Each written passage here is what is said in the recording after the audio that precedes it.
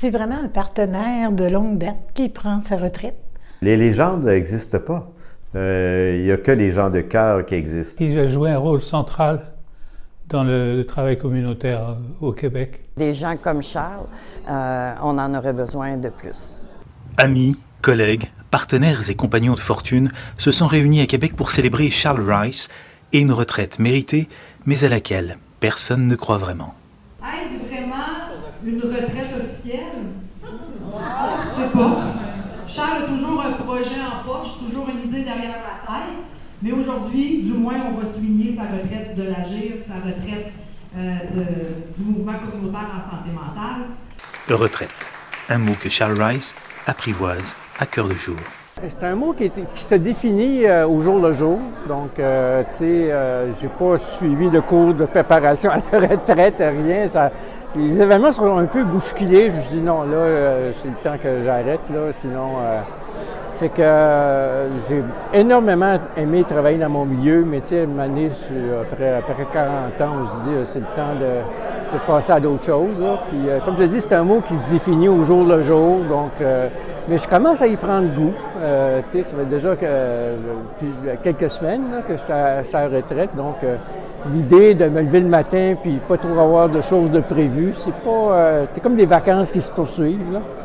Puis, voilà, comme tu dis, c'est vraiment quelque chose qui était en train de se construire pour moi, mais tu sais, qui va aussi... j'ai pas l'intention d'arrêter complètement non plus, là, je suis encore en forme, mais sauf que là, ce qui est intéressant pour moi, c'est que je peux choisir qu'est-ce que je veux faire, tu sais, puis je peux vraiment sélectionner les trucs qui m'animent puis que j'aime faire, tu sais, donc... L'ambiance était à la fête, aux anecdotes. Chacun a pu se remémorer les bons coups, les avancées et les combats que Charles Rice a menés à la tête de l'AGIR. C'est qu'il va y avoir beaucoup d'interventions dans toute la soirée. Tu as beaucoup de surprises, Charles. Ce sont tous des gens qui ont été significatifs dans ton parcours, qui t'aiment beaucoup. Tu as siégé longtemps à l'AGIR, hein? Quoi, 30 ans peut-être? Je pense que ça mérite quand même un applaudissement. Donc, je succède à Charles Rice, qui était directeur à l'AGIR et qui était tout qu'un personnage, toute qu'une légende au sein de l'AGIR, parce qu'il était là quand même depuis 30 ans. Quelle longue carrière quand même auprès d'une organisation militante qui travaille avec les partenaires. Une grande carrière. Pas facile nécessairement. Alors, c'est quelque chose aujourd'hui d'arriver, moi, en poste après lui, qui a tellement fait pour le communautaire, qui a tellement fait avec les autres milieux, qui avait aussi développé une grande aisance, une grande capacité à négocier, à revendiquer, à placer les choses gentiment avec les partenaires. Alors, c'est ça, c'est tout qu'un défi que j'ai aujourd'hui de voir comment je vais pouvoir reprendre ça et être un peu habile comme lui.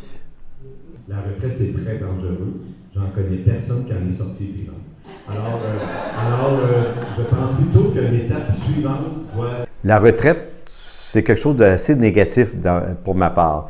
Mais l'avenir appartient pas à la retraite. L'avenir appartient à des ambitions qui vont toujours être stimulées par nos valeurs profondes, celles de la justice sociale, celles de vouloir faire changer le monde, de faire changer les choses.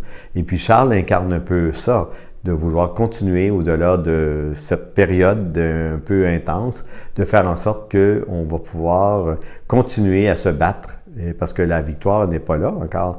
La victoire sera au moment où les gens avec qui on travaille auront le droit de cette parole, de libérer cette parole qui a été toujours refoulée, celle de cette liberté, celle de cette justice sociale, celle de travailler, faire en sorte que les gens les plus mal pris puissent trouver une voie qui correspond à leur ambition. Voilà. C'est ça que représente Charles. J'ai toujours dit que les militants, ça vieillissait mal. Ils deviennent aigris à la longue. Tu sais, puis bon, j'ai connu plusieurs amis aussi que, bon, à la fin, radotaient un petit peu les vieilles affaires. J'espère que je ne suis pas devenu le même, là. Je pense que j'ai réussi quand même, malgré tout, à me renouveler au travers de ces années-là. C'est sûr qu'on devient un peu moins radical qu'on l'a déjà été. On devient un petit peu plus pragmatique, mais je pense que ça, c'est un phénomène tout à fait normal puis correct. Là. Mais je pense qu'on apprend à sortir de ces utopies puis à essayer de voir comment on peut réaliser des choses. Tu sais. Donc, c'est ça. Mais c'est sûr que être militant, ça suppose aussi, ça prend une conviction, ça suppose un engagement, ça suppose une implication au-delà des heures de travail aussi. Mais c'est quelque chose dans lequel moi, je me suis épanoui beaucoup, je dois dire. Pour moi, c'était pas une job 9 à 5. Là, ça m'habitait quasiment toujours. Puis quand je dis ça, là, ça ne sera pas épuisant pour moi. C'est ressourçant pour moi. Donc, moi, je suis arrivé dans le milieu dans un groupe très militant, un groupe de défense des droits au début des années 80. Donc, j'ai évolué à partir de ça. Là. Mais j'en garde des très bons souvenirs de cette époque-là. C'est sûr qu'on s'investissait beaucoup, on ne comptait pas nos heures. On était à moitié payé, mais il y avait quelque chose de tellement enrichissant là-dedans. Non, je regrette absolument rien. J'ai vraiment aimé, mon parcours qui a commencé par ça, avec une petite dose de radicalisme qui s'est assagi à la longue.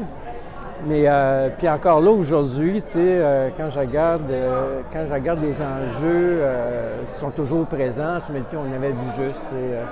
Même si c'était assez marginal à l'époque, en fait, ce qui était considéré à l'époque comme étant subversif est aujourd'hui considéré comme les meilleures pratiques en santé mentale. Donc, il y a quand même eu une certaine évolution de fait là, depuis ce temps-là. Puis, je suis content de voir que ce qu'on pensait, la critique qu'on avait mis de l'avant était tout à fait juste, puis tout à fait, comment dire, on avait bien vu les choses.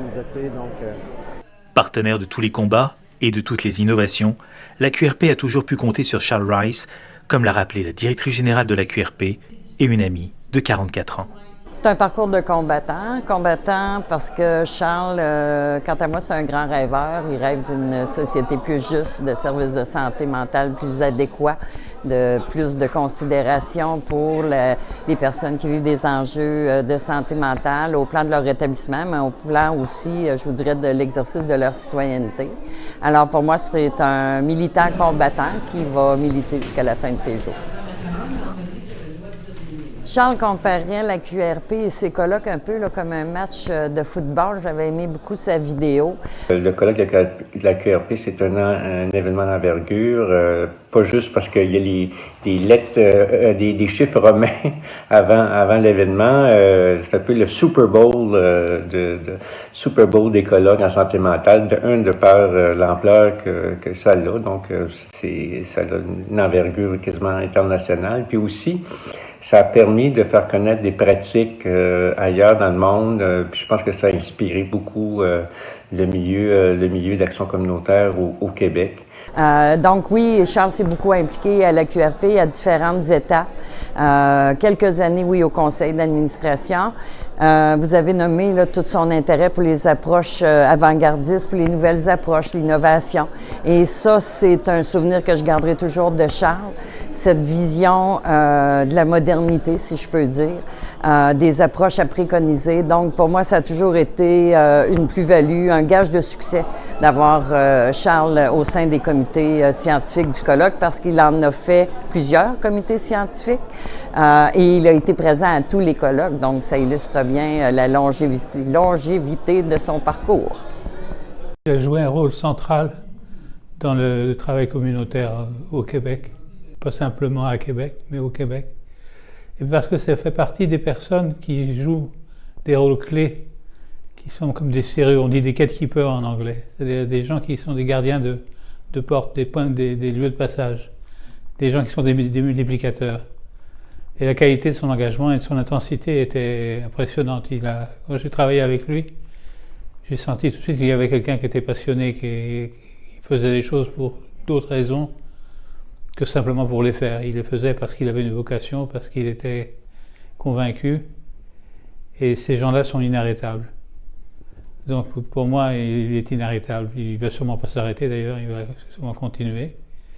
Et c'est des sources de progrès, c'est comme ça que les sociétés changent, quand il y a des gens qui prennent fait et cause pour une vocation quelconque et qui se lancent. Et dans le communautaire, c'est particulièrement rude parce que les conditions sont difficiles. Et je crois qu'il a donné l'exemple de l'engagement à beaucoup de gens autour de lui. Et son investissement a rayonné beaucoup. Donc je tenais à être là pour témoigner de ce rayonnement.